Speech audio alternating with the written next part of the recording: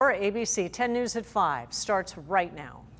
The American Academy of Pediatrics pushing back on federal mask guidance, what they're recommending for all children over the age of 2 when they return to school. Plus, the Delta variant is posing a new threat to the U.S. economy. What happened on Wall Street today and how local businesses are reacting to the new strain possibly impacting the recovery.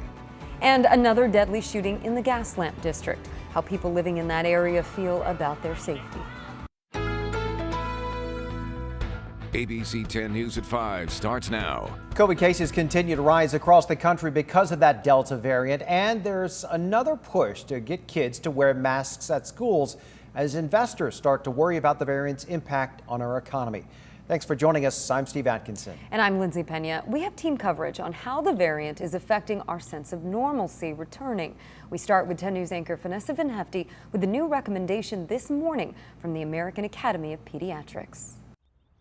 Mom of 4, Sharon McKeeman, is filing a lawsuit this week against the state to end mask mandates for all K-12 students. The government is not supposed to be parenting our children. That's our job. And even we're hearing from doctors and teachers that they're not being allowed to do what's best for them. But take it one step further, the government can't even figure it out. They're all over the place. She founded the group, now 12,000 people strong, called Let Them Breathe. She's leading rallies all week to advocate for mask choice. We've got to do what's right for them. Their mental health is in crisis. We need to restore their smiles and get them back to life as normal. When it comes to masking in school, everyone has an opinion. It's not just for their child's safety, but it's for the safety of everybody that works at the school. I know for her, she's already over it, and she sits next to her classmates. She wants to see smiles, so hey, I'm all about no masks. But Monday, the American Academy of Pediatrics pushed back on federal guidance that vaccinated Americans can go without masks. The AAP arguing children should mask in schools because a significant amount are not vaccinated. Dr. Robert Schooley, professor of medicine at UCSD, agrees with universal masking. We know this Delta variant is spreading rapidly. It's causing a big uptick in cases in large parts of the country, and people are dying. Right now, area school districts vary on masking. Alpine voted to make masks optional. Poway, Vista, and Carlsbad are all urging the state to allow fully vaccinated people the choice. The debate continues as we head into the fall semester. Vanessa Van Hefty, ABC 10 News. The Let Them Breathe group will hold rallies this week at the Poway, Carlsbad, and Vista school districts. They will take place during the regularly scheduled school board meetings. And it was a tough day on Wall Street. The Dow Jones Industrial Average dropped 725 points over fears of the spread of the Delta variant. Our ABC 10 News reporter John Horn explains that these economic jitters come just as San Diego's economy is trying to rebound. You may be noticing that the tourist hotspots around San Diego are packed, as are the restaurants. The question now is whether the Delta variant will throw off our economy's recovery. This is an urban resort, a true experience for you to enjoy San Diego. Chuck Abbott was feeling optimistic Monday. The hotel he runs, the Intercontinental, was more than 80% booked over the weekend and will be near those occupancy numbers this week thanks to a group leasing 100 rooms. Business is certainly much better since June 15th when we were able to open up and take on more business. In June, San Diego's leisure and hospitality field added 4,800 people to payrolls, making up 84% of the net gain in jobs for the month. Since the beginning of the year, the Dow Jones Industrial Average has gained 3,738 points. That's despite its 725-point drop Monday, its biggest drop since October, due to concerns over the Delta variant. Hopefully, if it does slow it down, it's just, it's a small amount. It's more of a pumping of the brakes than a slamming on of the brakes. That's probably what it would be. But the last thing these companies would want to go through is getting burned again. Despite the variant, Abbott says he's still seeing a lot of demand for travel. His biggest challenge, filling about a dozen open jobs amid a shortage of workers. John Horn, ABC 10 News. And the Dow closed at just under 34,000 points. For measure, a year ago, it was 26,680. All right, and we just got the latest coronavirus numbers into our newsroom. More than 1,400 new infections were reported. Again, this is from Friday to Sunday. It brings the total now to more than 287,000 cases in our county.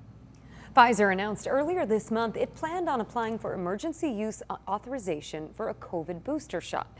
But a top health official says the drug maker may have gotten ahead of itself by making that announcement.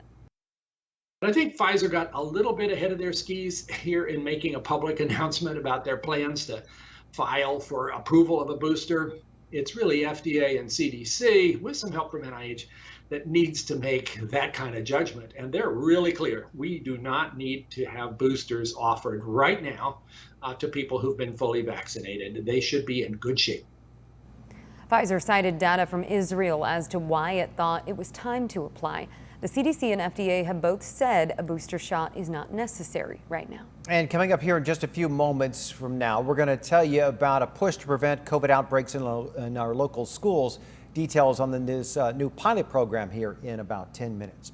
Also tonight, police are investigating a deadly shooting in the Gaslamp district. A man was shot and killed early this morning just as the bars were about to close. It is the second deadly shooting in just a few months. Our ABC 10 News reporter Adam Rakusin is live in the Gaslamp area. And Adam, there is worry about safety in that area tonight. Yeah, you know, for the most part, people aren't scared to walk around the streets here in the Gaslamp. I mean, we've got a ton of people out having dinner right now. It's really when you get into those early morning hours that there starts to be a little bit of concern.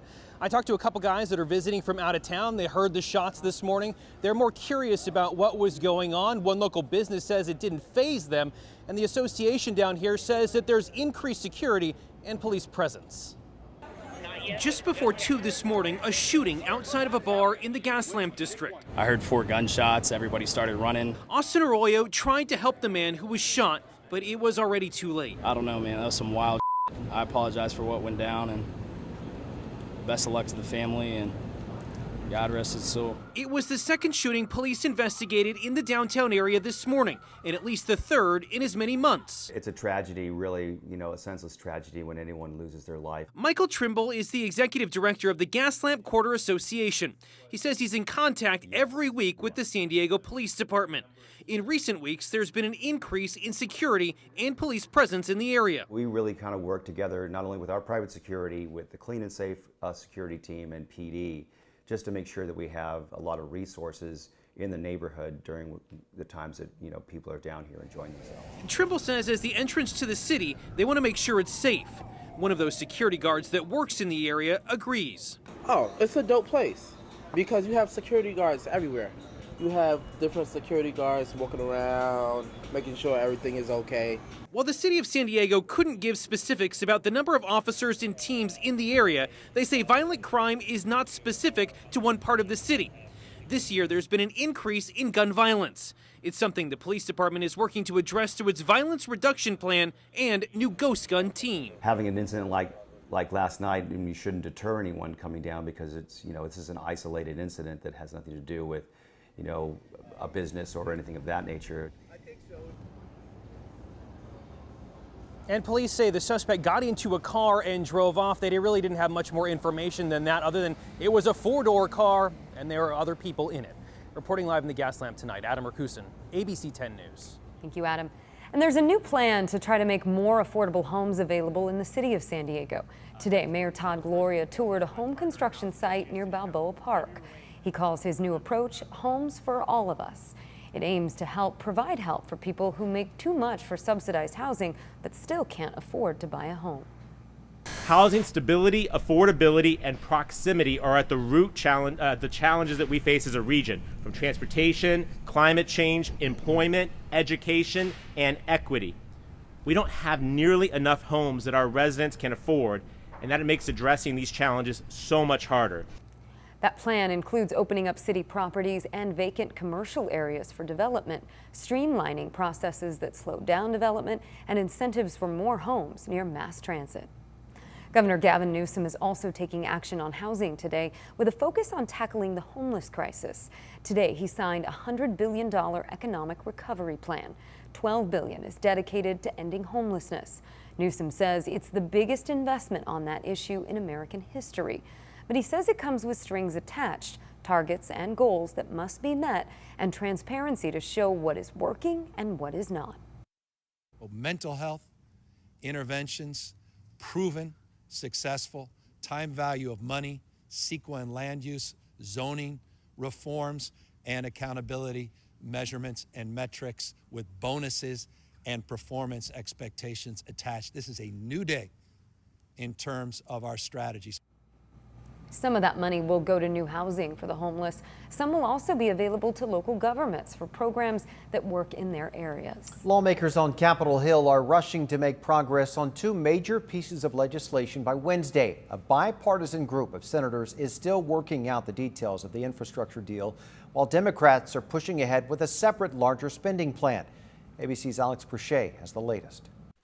Just days ahead of a crucial test vote, President Biden made another push for a bipartisan $1.2 trillion infrastructure plan that he supports. We should be united in one thing: passage of the bipartisan infrastructure framework, which we shook hands on. Negotiators of the bipartisan infrastructure deal are trying to iron out details, including how they'll fund the almost $600 billion in new spending.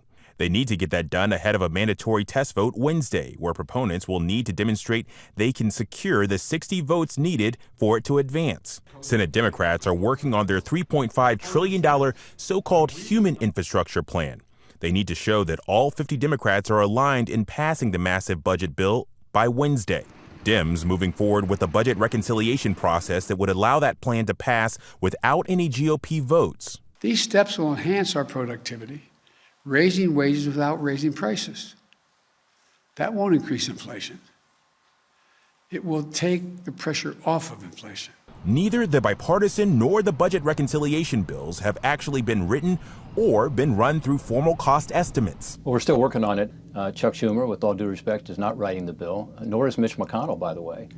So that's why we shouldn't have an arbitrary deadline of Wednesday. Republican Senator Bill Cassidy on Fox says his support of Biden's infrastructure plan stands despite the separate Democratic human infrastructure plan.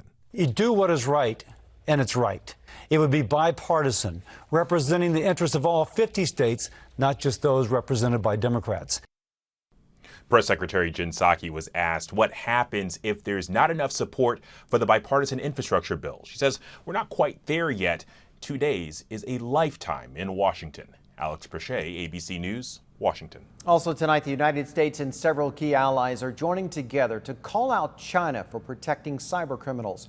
Officials are also now publicly accusing China's government of being behind the major hack of the Microsoft Exchange server back in March.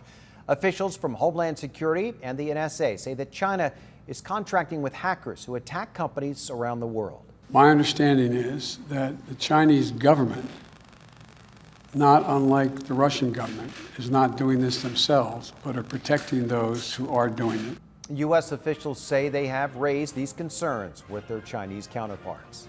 At the same time, the acting U.S. attorney in San Diego is announcing an indictment against 4 Chinese citizens for hacking and economic espionage. That includes targeting universities and research institutions here in San Diego. Today, Randy Grossman unsealed the indictment about those 4 men. They're believed to be Chinese intelligence officers who organized and executed the scheme. According to the Justice Department, they recruited Chinese universities to help hack businesses, universities, and research institutions. The goal was simple: to find China's best hackers and recruit them to steal intellectual property for the benefit of China and its state-controlled companies. Several other nations were allegedly hacked as well.